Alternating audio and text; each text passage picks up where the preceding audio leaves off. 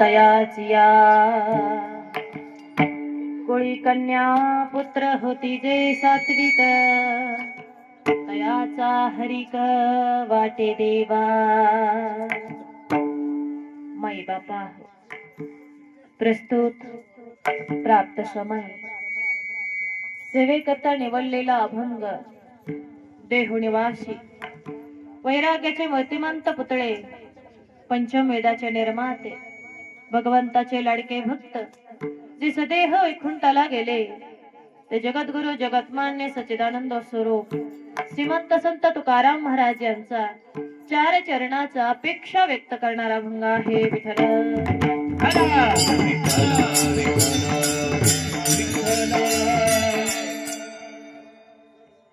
Apulia हिता जोसही जागता धन्य माता पिता तयाचिया कुळी कन्या पुत्र होती जे सात्विक तयाचा हरिक वाटे देवा।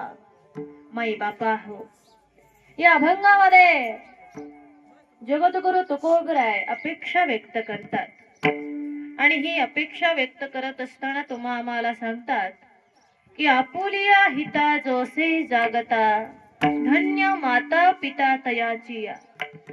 जो कोणी स्वतःच्या हिताला जागतो तुकोबराय त्याच्या आई वडिलांना धन्यता देतात। माई बापा आपुलिया हिता जोसे जागता धन्य माता पिता तयाचिया। अशी जर का हिताला जागणारी मुलं अथवा मुली आमच्या कुळामध्ये जन्माला आली, आमच्या घरामध्ये जन्माला आली तर त्याचा आनंद त्याचा हरिक भगवंताला सुद्धा वाटत असतो। कुळी कन्या पुत्र होती जे सात्विक तयाचा हरिक वाटे देवा। मग अशी ही सात्विक वृत्तीची मुलं आणि मुली आमच्या कुळामध्ये जन्माला आल्यानंतर नेमकं काय करतात? गीता भागवत करीती श्रवण अखंड चिंतन विठोबाच। गीता भागवत श्रवण करतात, विठोबाचं अखंड चिंतन करत असतात। अशी जर का स्वतःच्या हिताला जागणारी मुलं आणि मुली आमच्या कुळामध्ये जन्माला आली तर देवाला त्याचा आनंद होत असतो। म्हणून जगद्गुरु तुकोबराय अपेक्षा व्यक्त करतात की अशा मुलांची जर मला सेवा करायला मिळाली तर माझ्या दैवाला पार नाही। लक्षात घ्या बरं माई बापा की स्वतःच्या हिताला जागणारे जे असतात तुकोबरायनी त्यांना किती मान दिलेला आहे की तुकोबराय म्हणतात स्वतःच्या हिताला जागणाऱ्या मुलांची जर मला सेवा करायला मिळाली तर माझ्या दैवाला पार नाही। अशा प्रकारे या अभंगामध्ये जगद्गुरु तुकोबराय अपेक्षा व्यक्त करतात।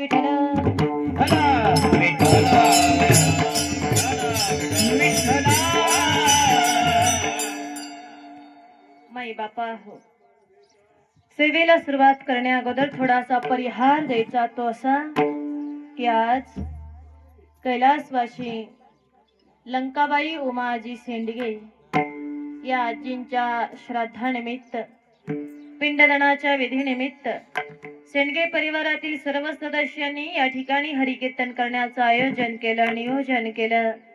सेवा करण्याची संधी आम्हाला दिली म्हणून शेंडगे परिवारातील सर्व सदस्यांना या ठिकाणी मनापासून धन्यवाद। त्याचप्रमाणे आपल्या सगळ्यांच्या वतीने आम्हाला ज्यांनी फोन केला ते आमचे आप्पा, अर्थात नावातच आप्पा शिंगाडे भाऊ, त्यांना मनापासून धन्यवाद। ताई ताईंनाही मनापासून धन्यवाद। मागच्या वेळी आम्ही आलो होतो तुमच्याकडे, पुन्हा एकदा दादांना ताईंना मनापासून धन्यवाद। त्याचप्रमाणे इथं उपस्थित असणारे सर्व गायक वादक तळकरी वारकरी माळकरी विनेकरी बाबा त्यांनाही मनापासून धन्यवाद। ज्या दादांची माईक सिस्टीम आणि मंडप आहे त्यांनाही मनापासून धन्यवाद। माई बापा ज्यांच्यामुळे मी या ठिकाणी उभी आहे ते माझे पती परमेश्वर, त्यांनाही मनापासून धन्यवाद। माझ्या स्वर्गवासी वडिलांच्या पवित्र स्मृतीला अभिवादन करुणाच्या सेवेला सुरुवात करते।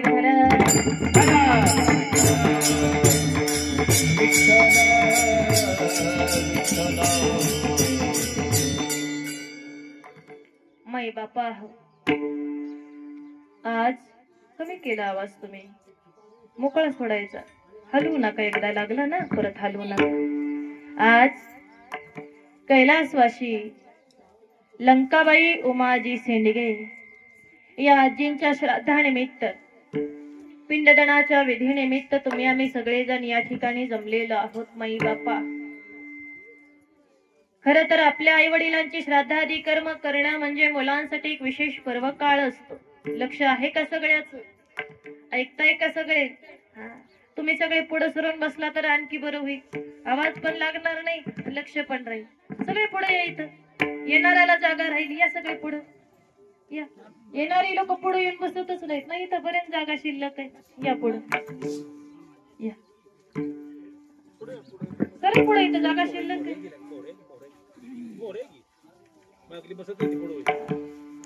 पुढे बसल्यावर प्रश्नाचे उत्तर द्यावी लागतात का? नाही ना माई बापा.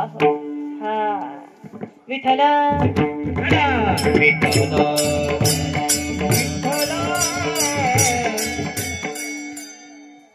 लक्ष आहे का सगळ्याच? ऐकताय ना? हा बारीक ऐका बरं माई बापा. आपल्या आई वडिलाची श्राद्धादी कर्म करणं म्हणजे मुलांसाठी एक विशेष पर्व काळ असतो. पुत्राशी पर्व काळ, माता पित्याचा अंतकाळ ही धर्माची वेळ अति पवित्र. आपल्या आई वडिलांची श्राद्धादी कर्म करणं म्हणजे मुलांसाठी एक विशेष पर्व काळ असतो. आता पर्व काळ साधण्याचं काम आज या ठिकाणी शेंडगे परिवारानं या ठिकाणी केलेलं आहे. जो कोणी हा पर्व काळ साधतो, आपल्या आई वडिलाची श्राद्धादी कर्म करतो, पुण्यस्मरणादी कर्म करतो, त्याच्या पदरामध्ये पुण्य पडत असतं माई बापा. आणि त्या पुण्याईमुळे पूर्ण वंशाचा उद्धार होत असतो. याकरता या परिवारानं या ठिकाणी आपल्या आई वडिलांचं श्राद्ध करून, आपल्या आईचं श्राद्ध करून पर्वकाळ साधण्याचं काम केलेलं आहे. अर्थात हा परिवार स्वतःच्या हिताला जागलेला आहे. आणि जो कोणी स्वतःच्या हिताला जागत असतो ना, तो कोण त्याच्या आई वडिलांना धन्यता देत असतात. म्हणून पुन्हा एकदा शेंडगे परिवारातील सर्व सदस्यांना या ठिकाणी मनापासून धन्यवाद आणि सेवेला सुरुवात. विठ्ठल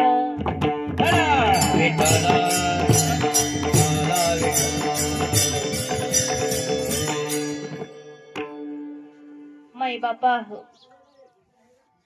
तुम्ही आम्ही सगळेजण काय करतो?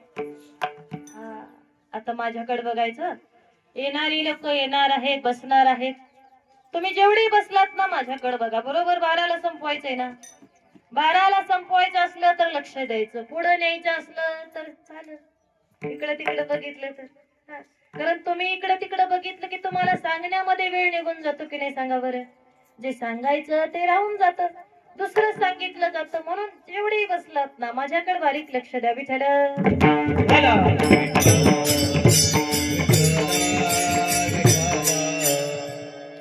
माई बापा हो, मला सांगा, आपण सगळेजण काय करतोय बरं? संसार करतोय. या संसारामध्ये सुख मिळवण्यासाठी रात्रंदिवस झटत आहोत, राबत आहोत, कष्ट करत आहोत. पण मला सांगा की या संसारामध्ये कितीही झटलं, कितीही राबलं, कितीही कष्ट केलं तरी कोणी कायमचा सुखी झालाय का? का तुम्ही असा एखादा व्यक्ती बघितलाय जो सुखासाठी आयुष्यभर झटला, राबला, रात्रंदिवस कष्ट केलं आणि मरताना कायमचं सुख येऊन मेला? असं कोणी बघितलंय का? नाही ना बाई बापा हो. अर्थात या संसारामध्ये कितीही कष्ट केलं, कितीही राबलं तरी हा जीव, हा माणूस कायमचा सुखी होऊ शकत नाही. याचं कारण आमच्या जगद्गुरु तुकोबरायांनी सांगितलंय की हा संसार दुःखाने भरलेला आहे. सुखाचा विचार नाही कोठे, सुखाचा विचार नाही कोठे, सुखाचा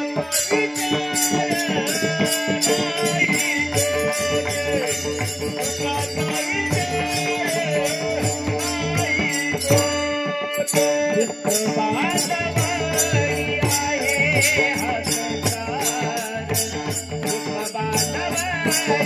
आहे हा संसार, सुखाचा विचार नाही कोठे, सुखाचा विचार नाही कोठे, सुख बांधवाई आहे हा संसार, सुखाचा विचार आहे कोठे.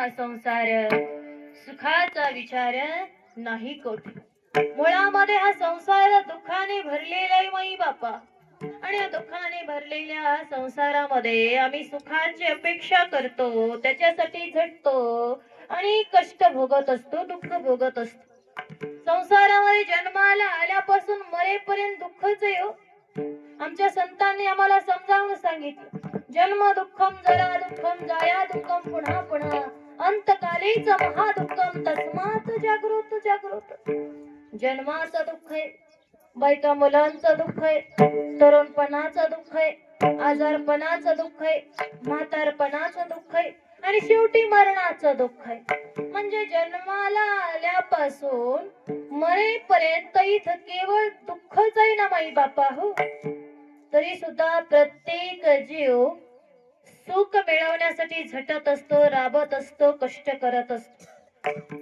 आमचे गीताकार गीतेच्या 15व्या अध्यायाच्या पहिल्या श्लोकामध्ये या संसाराला उलटा वृक्ष म्हणतात माई बापा रुद्वमूलमद शाखम अश्वस्थम प्राहुर्व्ययम छंदासि यस्य पर्णानि वेदस्य वेदवित आता मला सांगा उलट झाड कुठं असतं का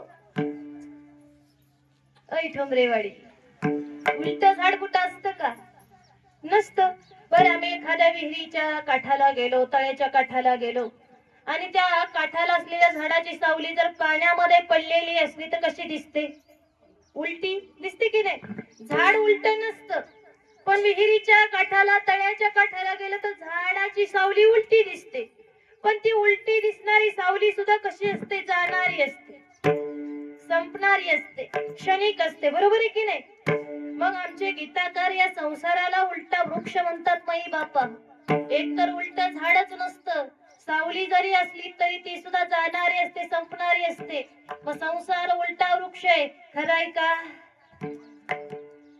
नाही ना सहज समजावून सांगितलंय त्यांनी आम्हाला संसार खरा नाही मग तुम्ही आम्ही त्याला खरं मानून करत असतो माई बापा याच्यामध्ये सुख मिळावं म्हणून रात्रंदिवस झटत असतो कष्ट करत असतो प्रत्येक जण इथं सुख मिळवण्यासाठी देवाला सुद्धा नवस करतो की देवा मी तुला हे वाही मला सुख मिळू दे देवा मी तुला ते वाही मला सुख मिळू दे अर्थात देवाला देतो म्हणणारे आपणच आणि देवाला मागणारे सुद्धा आपणच तर देव आपल्याकडे कधी म्हणतो मला 1 तोळ्याचं सोन्याचं बिस्किट द्या तर सुख देतो म्हणतो का मला एखादा सोन्याचा घोडा वा तर सुख देतो म्हणतो का देव नाही देवाला मागणारे आपणच आणि देवाला देतो म्हणणारे सुद्धा आपणच मग आपण कधी विचार केलाय का की आपण असं काय करावं की ते केल्यामुळे देव आपल्यावर प्रसन्न होईल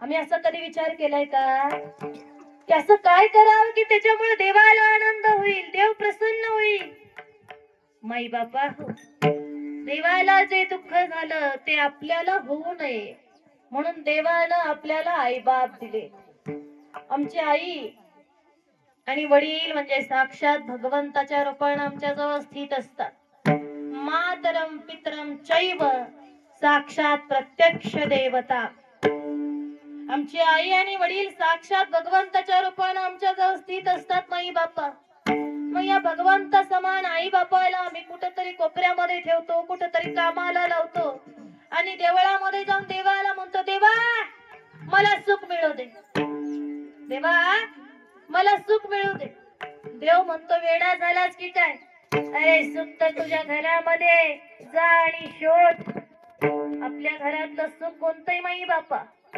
आमची आई आणि वडील म्हणजे आमच्या घरातलं सुख आहे पण हे आम्हाला योग्य वेळी कळलं पाहिजे आपलं हित कशात आहे हे आपल्या लक्षात आलं पाहिजे जसं पुंडलिकाच्या आलं काय केलं पुंडलिकानी तर पुंडलिकासारखा पापी दुष्ट कुणीच नव्हता माई बापा बरोबर आहे की नाही आई वडिलांना किती त्रास दिला पुंडलिकानं आई वडिलांचं ऐकत नव्हता माई बापा हा पुंडलिक तर पण त्याला कुकुट स्वामींची भेट झाली आणि मग उपरती झाली पश्चाताप झाला त्यावेळी पासून या पुंडलिकानं आई वडिलांची एवढी सेवा केली एवढी सेवा केली की हा पुंडलिक सगळ्या भक्तामध्ये श्रेष्ठ भक्त बनला.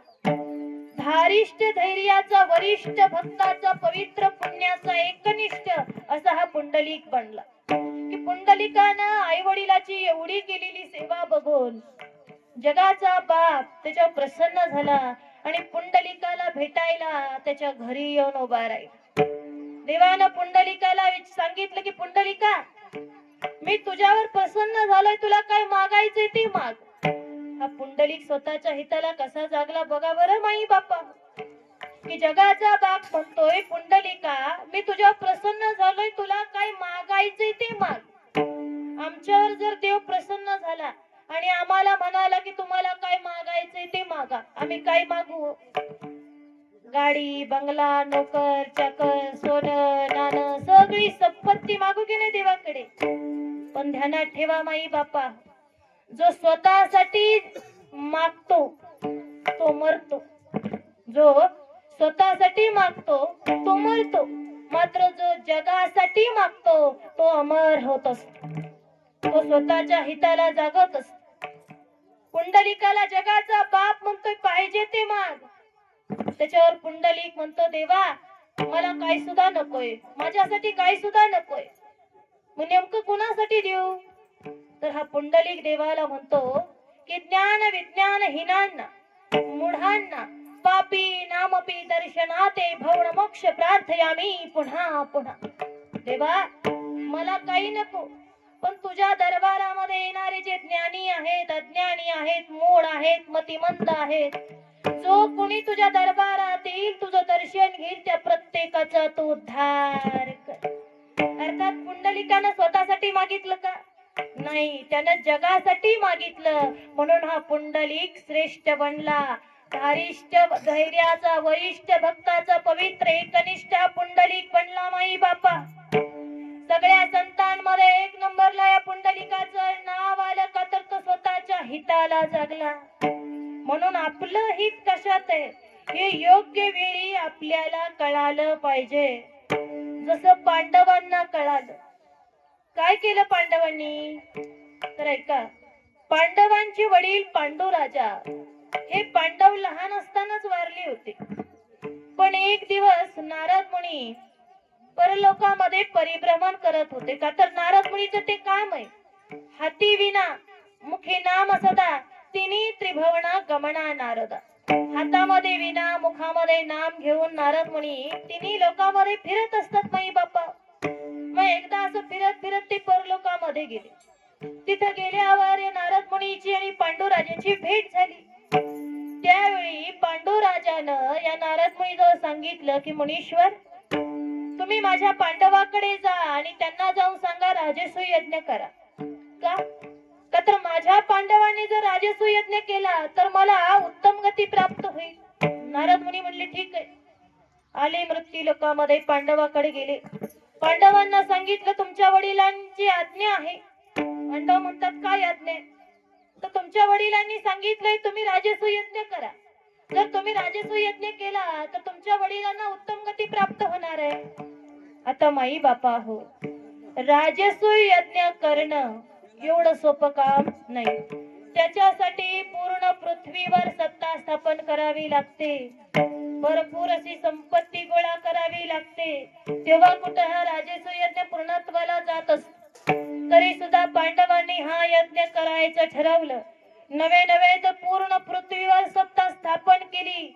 भरपूर संपत्ती गोळा केली आणि हा राजसूय यज्ञ त्यांनी पूर्णत्वाला नेला. याचा परिणाम असा झाला, पांडवांचे वडील पांडुराजा यांना उत्तम गती प्राप्त झाली.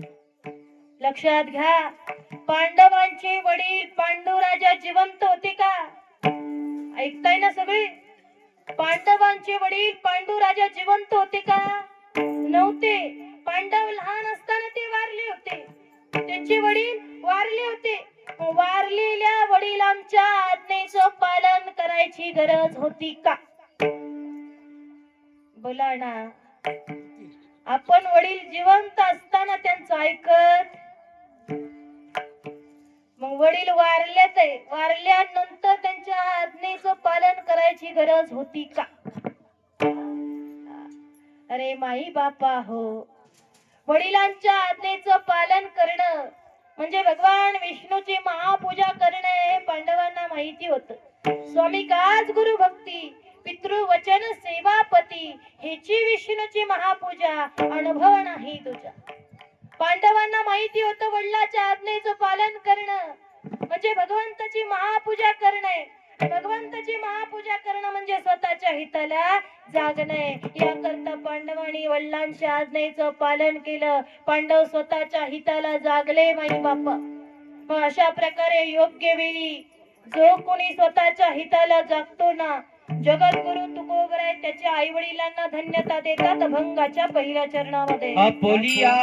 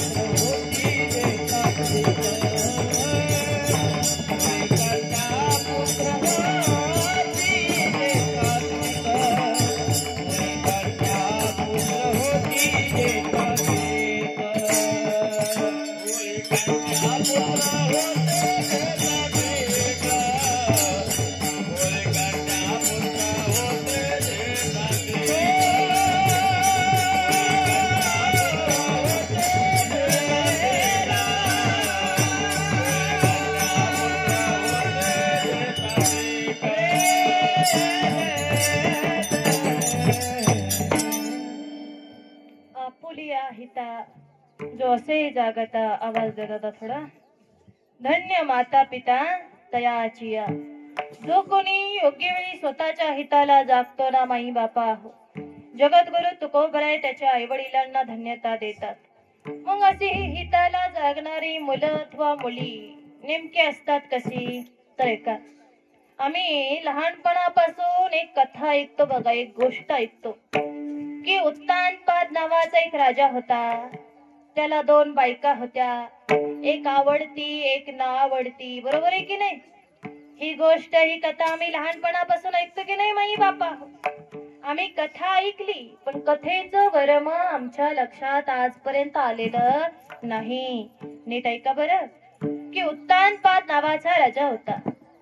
त्याला 2 बायका होत्या, एक सुनीती आणि दुसरी सुरुची. दोघीला 2 मुलं होती, सुनीतीचा ध्रुव आणि सुरुचीचा उत्तम. ही दोघही 6-6 वर्षाची लेकरं होती माई बापा. एक दिवस उत्तानपाद राजा सुरुचीच्या मुलाला अर्थात उत्तमाला घेऊन मांडीवर बसला होता राजसिंहासनावर. आणि राजसिंहासनावर बसून तो आपल्या लेकराचा लाड करत होता, उत्तमाचा लाड करत होता. ध्रुव बाळानं घरातून बघितलं, आतून बघितलं की आपल्या वडिलांनी आपल्या भावाला मांडीवर घेतलंय आणि त्याचे लाड करतात. म्हणून ध्रुव बाळाला पण वाटलं की आपणही वडिलांच्या मांडीवर जाऊन बसावं, मग आपले वडील आपलाही लाड करतील. कारण मुलांमध्ये असं होत असतं माई बापा. आपल्याला 2 मुलं असली, एखादं मूल मांडी येऊन बसलं तर दुसरंही पळत येतं मांडी बसतं. बरोबर आहे की नाही? तसं ध्रुव बाळाला वाटलं की भावाबरोबर वडिलांनी माझाही लाड करावा, मलाही मायेनं कुरवाळावं. म्हणून लेकर आई वडिलाच्या मांडीवर बसण्याचा हट्ट करत असतात माई बापा. खरं सांगू का, आई बापच लेकराचे हट्ट पुरवत असतात. म्हणून लेकर आई बापाकडेच हट्ट करत असतात, दुसऱ्याकडे हट्ट करत नाहीत माई बापा. माय बापा पुढे लेकराची आळी आणि कधी पाळी कोण लळा. आई बापच हट्ट पूर्ण करतात, दुनिया पूर्ण करत नाही माई बापा. पाठीवर वार करणारे भरपूर असतात, फक्त पाठीवरून हात फिरवणारे आमचे आई बापच असतात. म्हणून लेकरं आई बापाकडेच हट्ट करत असतात.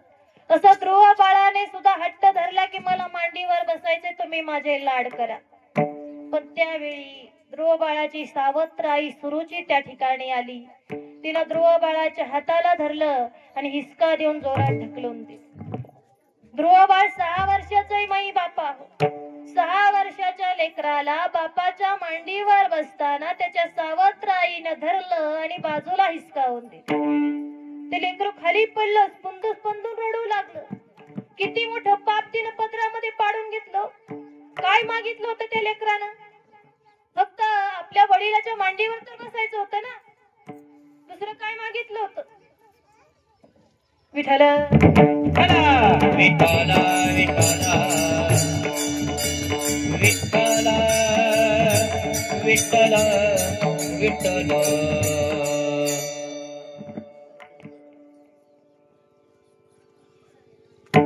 आखी सिस्टीमच असे विठ्ठल विठ्ठल विठ्ठल विठ्ठल विठ्ठल विठ्ठल विठ्ठल. माई बापा हो, आमच्या संतांनी आम्हाला वेळोवेळी जे समजावून सांगितलं ना, ते आम्ही समजावून घेतलं पाहिजे. प्रत्येकानं स्वतःच्या हिताला जागलं पाहिजे. सिस्टीम वाले मोबाईल ठेवा आणि ऐका. प्रत्येकानं स्वतःच्या हिताला जागलं पाहिजे. ते सिस्टीम वाले असो किंवा कीर्तनकार असो, इथं वाजवणारे असो किंवा गाणारे असो किंवा बसणारे असो किंवा मालक असो, प्रत्येकानं स्वतःच्या हिताला जागलं पाहिजे. भगवंत आम्हाला हिताला जागण्याची संधी देत असतो माई बापा हो. त्या संधीचं आम्हाला सोनं करता आलं पाहिजे. बरोबर आहे की नाही? एकदा जर का वेळ निघून गेली तर पश्चाताप करून फायदा होतो का सांगा बरं? म्हणून वेळेमध्ये आपलं हित कशात हे आपल्याला कळालं पाहिजे. पुन्हा पश्चाताप करून फायदा नसतोय, प्रत्येकाने लक्षात ठेवा. विठ्ठल विठ्ठल विठ्ठल. काय मागितलं होतं ध्रुव बाळाने? फक्त बापाच्या मांडीवर तर बसायचं होतं ना. पण नाही, त्याच्या सावत्र आईनं त्याला बापाच्या मांडीवर सुद्धा बसू दिलं नाही. ती ध्रुव बाळाला म्हणते की तुला राजसिंहासनावर बसण्याचा अधिकार नाही का? तर तू माझ्या पोटी जन्म घेतला नाही, तू दुसऱ्या कुठल्या तरी स्त्रीच्या पोटी जन्म घेतलाय. तुला जर राजसिंहासनावर बसावंच वाटत असेल तू भगवान नारायणाची आराधना कर, माझ्या पोटी जन्म घे, तर तू राजसिंहासनावर बसू शकतो, अन्यथा नाही.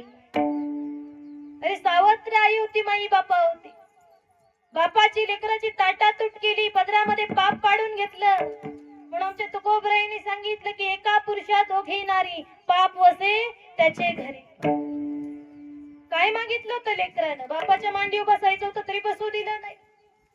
ध्रुव बाळ रडत रडत आपल्या आईकडे गेला. त्याची आई सुनीती, तिनंही आपल्या सवतीचं बोलणं ऐकलं होतं. तिचं बोलणं ऐकून तीही रडत होती, का तर तिचं लेकरू ध्रुव बाळ रडत होता. माई बापा, जर लेकराला त्रास झाला, लेकरू रडत असेल तर त्याच्या वेदना आईच्या हृदयाला होत असतात. जिचे पिढे बाळ प्राण तियेचा विकळ, ऐसा मातेचा स्वभाव सूत्र दोरी जीव एक. आईचा आणि लेकराचा जीव एवढा जोडलेला असतो माई बापा हो, की लेकराला त्रास झाला तर आईच्या हृदयाला वेदना होतात. ध्रुव बाळ रडत होता म्हणून त्याची आईही रडत होती. हा 6 वर्षाचा ध्रुव बाळ रडत रडत रडत आईजवळ गेला आणि आईच्या मांडीवर बसला. त्यावेळी ध्रुव बाळाची आई ध्रुव बाळाला समजावून सांगू लागली की बाळा, तू कुणाचं सुद्धा वाईट चिंतू नको. तुझी सावत्र आई जी बोलली ना ते खरंय रे. महाराजांना माझा पत्नी म्हणून स्वीकार नाही, आणि तू माझ्या अभागीच्या पोटी जन्म घेतलास, माझ्या दुधावर वाढलास, म्हणून तुला सुद्धा दुःख भोगावं लागतंय. हे ध्रुवा, तुझी सावत्राई जे बोलली ना तू तेच कर, फक्त द्वेष बुद्धी सोडून कर. बघा बरं माई बापा, आमच्याकडे एक म्हण आहे, जसं पेरणार आहे कसं उगवणार आहे, जसं बी पेरणार आहे तसं फळ चांगलं येणार आहे. तुम्ही कसं बी पेरताय त्याच्यावर फळ अवलंबून आहे माई बापा. जर बीज शुद्ध पेरलं तर फळ सुद्धा कसं लागतं, शुद्ध बीजापोटी फळे रसाळ गोमटी, फळे रसाळ गोमटी, फळे रसाळ गोमटी.